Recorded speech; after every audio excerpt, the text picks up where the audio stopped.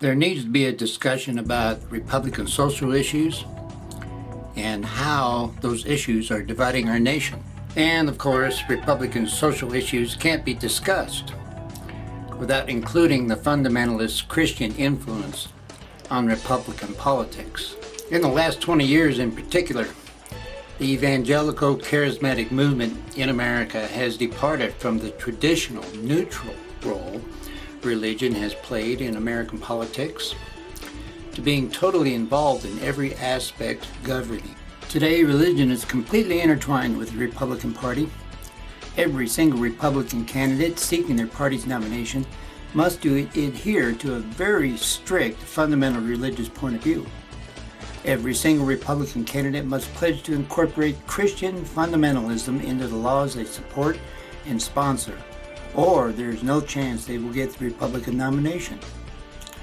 It can be said that Christianity has taken over and dominated the Republican Party to the point that Republican candidates are terrified of Christians in America. A form of religious terrorism has taken over a major political party in America. This takeover can be compared to the Taliban in Afghanistan. Compared to the Taliban in Afghanistan.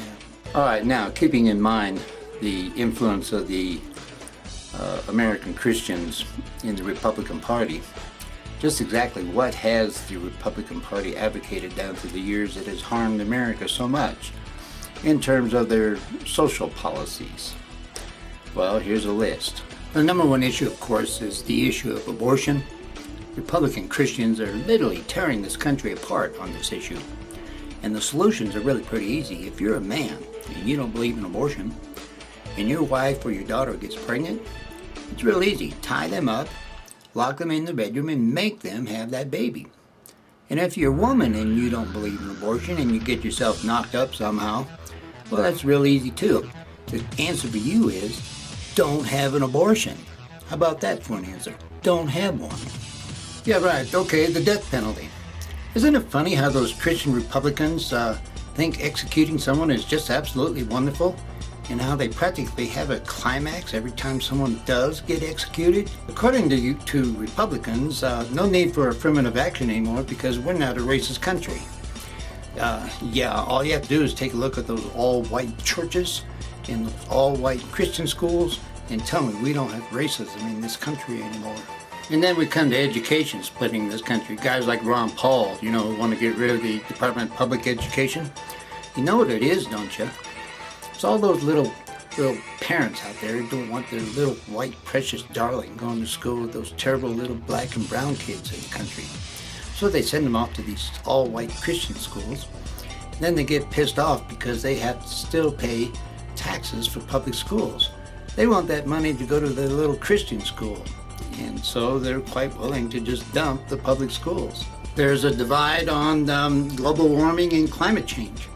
Anybody out there who can't see that the climate is changing and that man's effect is very profound on this planet, it's got to have their head right up their rear end. But it's splitting the nation, and what do? Gun control. Now there's an issue for you. Like these libertarians, these Ron Paul supporters, they go to church, pray to Jesus to save them, then in the afternoon they go out to the shooting range and shoot at targets of ATF officers and government officials.